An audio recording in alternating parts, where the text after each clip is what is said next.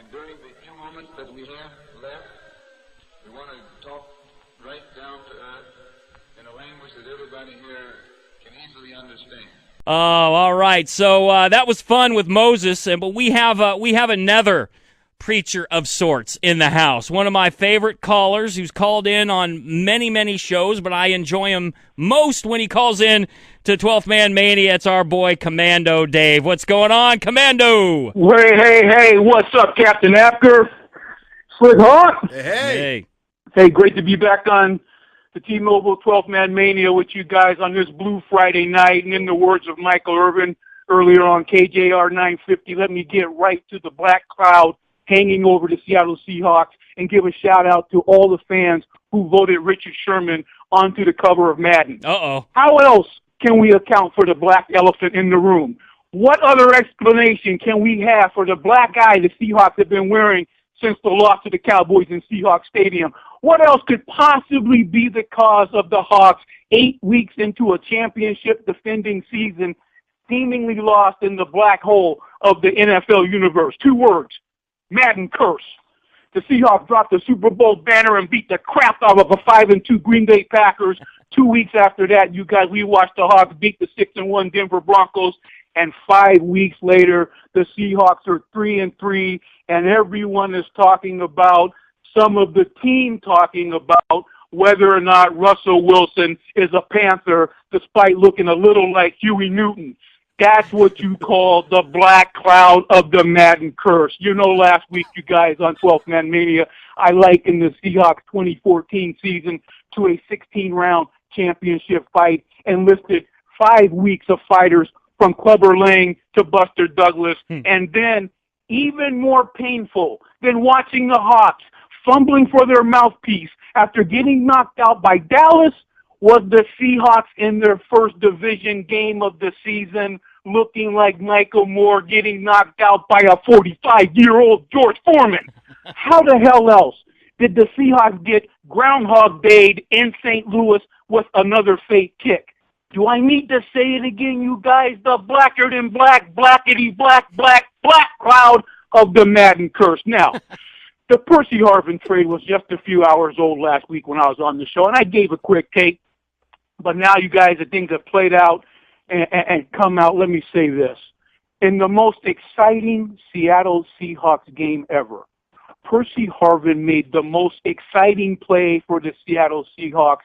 And in a game like Super Bowl 48, I say exciting, but thrilling is more the word. Watching Percy Harvin take the second half kickoff to the house and not just putting the nail in the coffin. That was the play that put the nail gun in the coffin of the Denver Broncos. You know what I'm saying?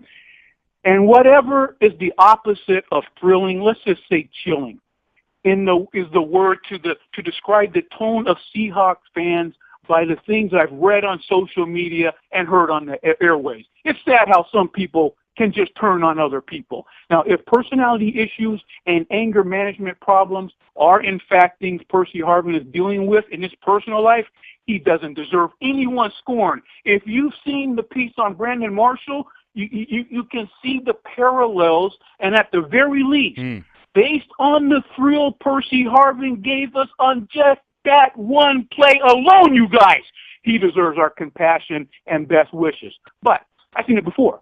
Some people turn on other people under the guise of Seattle Till I Die fans. But let's face it, half the Hawks fans this season include fickle, fresh-brewed fakers who went to Super Bowl parties at halftime, and when the blue-green confetti came down, they floated out the door like they were in a Spike Lee movie. And, of course, it was great seeing the 750,000 people in the Seahawks celebration in downtown. But the Seahawks, at some point in their career, evolution could have used 60,000 of them when they were getting blacked out weekly. But enough of the Seahawks past, you guys. Let me say this about the Seahawks' immediate future. And in the words of Slick Hawk, as close to a must-win as you can have Sunday against the Carolina Black Panthers. And as far as I'm concerned, Russell Wilson has proven to me he's bluer than blue enough. As far as I'm concerned, that's all I need him to be. And last week, you guys, we saw it. he proved once again the Seahawks are never out of the game when he's on the field. Offensive line, this week you need to be blue enough. Marshawn Lynch and Robert Turbin have proven they're true to the blue. Hawk receivers, show me some blue. D-line, be blue enough. Linebackers, go out there and give the Panthers the blues. And last but not least, Legion of Boom, unleash the bluest of the blue. Go Seahawks, rock and roll. There he is, Commando Dave. Love it, man. Oh, I love the way he put all that.